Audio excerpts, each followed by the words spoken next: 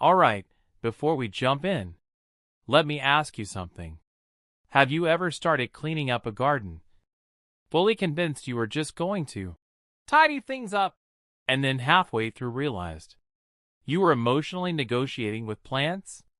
Like, I know you look bad, but I feel like you still have potential. Yeah, that's this video. Welcome back to Strong Echo. And remember, you can grow it. If you watched last week, you saw the garden expansion, the weeds, the chaos, the hard cuts. That video was about saying no. This one is about saying, okay, maybe not you. You get another chance. These plants were all in that garden. They just didn't make last week's cut.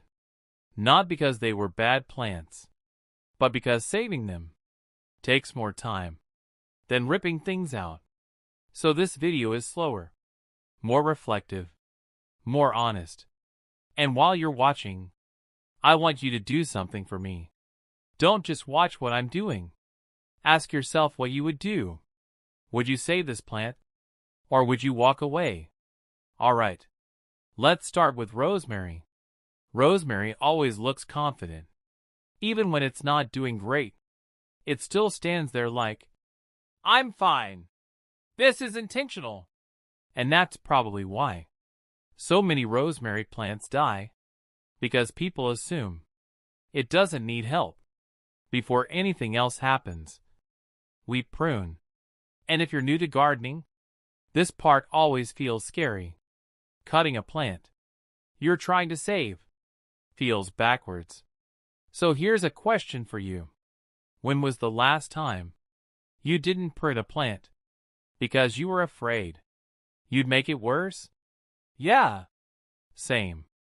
But pruning here isn't about looks. It's about stress. Every branch this rosemary has is something the roots need to support. And in a minute, those roots are coming out of the ground. So we reduce the load. Nothing extreme. Nothing dramatic. Just enough to let the plant breathe. As I'm doing this, I'm constantly checking myself. Not just the plant. My own pace. Because rushing pruning usually means regret later. If you've ever moved rosemary, and it slowly declined afterward, this step is often what was missing. And if you ever wonder, how much is enough?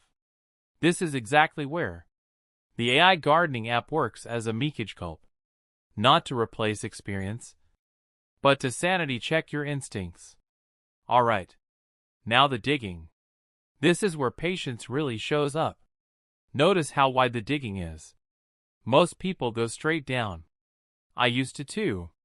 But rosemary spreads sideways. It's sneaky like that. So I'm circling the plant, loosening soil, checking resistance. And here's something honest. I'm not trying to be perfect. I've got a shovel and a pair of shears. That's it. No fancy tools. No root saws. No machinery. Just time and stubbornness. If you're watching this thinking, I wouldn't bother saving this, that's fair. Gardening is about choosing where you spend your energy. But for me, this rosemary earned it. As it comes out of the ground, I'm already thinking ahead. Where it's going. How fast it needs to be replanted. Roots don't like hanging out in the air. Neither do gardeners, honestly. Once it's out, we move on. Next up, parsley. Parsley is underestimated. People treat parsley like it's disposable. Grow it, use it, replace it. But parsley has opinions. And a taproot. Notice something here. No pruning. Not even a little. Parsley wants all its leaves while it's adjusting. So instead, we focus entirely on the soil, digging deeper than expected, loosening underneath, lifting carefully. This part always feels slower than it looks. And that's okay. If you're a beginner gardener, this is a good moment to pause and realize Gardening isn't hard because it's complicated. It's hard because it asks you to slow down. As the parsley comes out, it doesn't look impressive. No big reveal. No dramatic roots. Now we move to the trees. And everything changes. Trees shift the mood. Because trees feel permanent. They feel like decisions you can't undo. So let's start with the pear tree. Before digging even crosses my mind, we prune. And if you're watching closely, you'll notice something important. This isn't about shaping. It's about balance. Less canopy means less demand on the roots. And yes, it feels wrong at first. Cutting a tree you're about to move feels like adding risk. But it's actually reducing it. As I'm pruning, I'm constantly stepping back, looking, reconsidering. Because with trees, every cut feels louder. If you've ever avoided pruning fruit trees because you didn't trust yourself, you're not alone. That's why tools like the AI gardening app can act as a quiet second opinion, not telling you what to do, just confirming you're not crazy. Now the cherry tree gets the same treatment. And if you're wondering why we prune both trees before digging either one, it's momentum. Once digging starts, there's no going back. So everything that can be done calmly gets done first. Cherry trees are sensitive. They don't like surprises. So this pruning is lighter, more conservative, just enough to prepare. As this is happening, ask yourself something. Which tree would you save? If you could only save one? The pear or the cherry?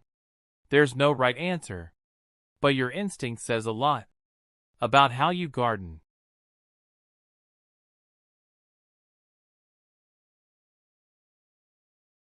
Alright, now comes the hard part. Digging out the pear and cherry trees. Alternating, bit by bit. Because here's the reality. Alright, now for the trees. The pear and the cherry. I'm not jumping back and forth here. I'm starting with the pear tree, and I'm staying with it until it's free. I don't have heavy machinery. Just a shovel and a plan.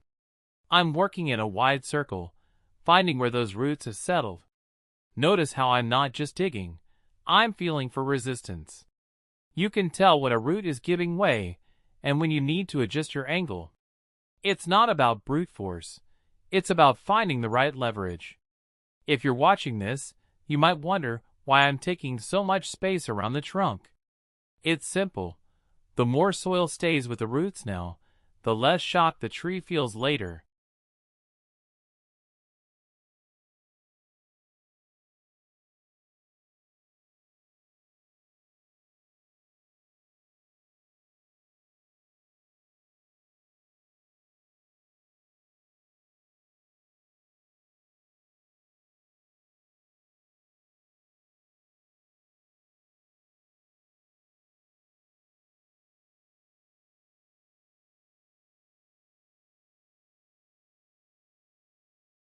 And then, the pear tree is out. But I don't head for the new planting hole yet. I set it aside, keep the roots protected, and move straight to the cherry tree. This is about staying in the flow. The tools are out, the ground is open, and it makes more sense to finish the digging phase before moving on to the planting phase. The cherry tree is a different story. Different root structure. Different way of holding onto the earth. So I start the process again. Wide. Careful. Steady. It's easy to think that because they're both fruit trees, they'll behave the same way. But they don't. And that's where the AI gardening app comes in handy as a quick check. Not because the work is too hard to figure out, but because it's nice to confirm what you're seeing under the surface before you make the next move.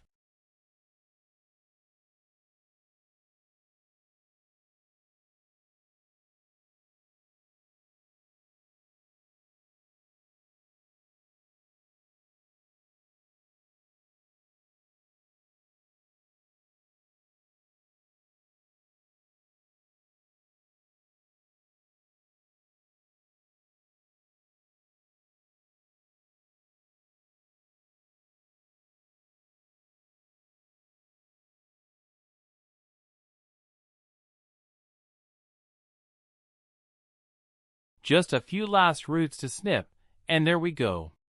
Both trees are out and ready for their new chapter. It's not always pretty, and it's definitely not high-tech, but it works. See? Total success. If you're doing your own plant rescues and want a second opinion on how to keep them alive, check out the AI Gardening app. It's the sanity check every gardener needs. Drop a comment with your toughest plant rescue story, and hit that like button if you enjoyed the ride. This is Strong Echo. And remember, you can grow it.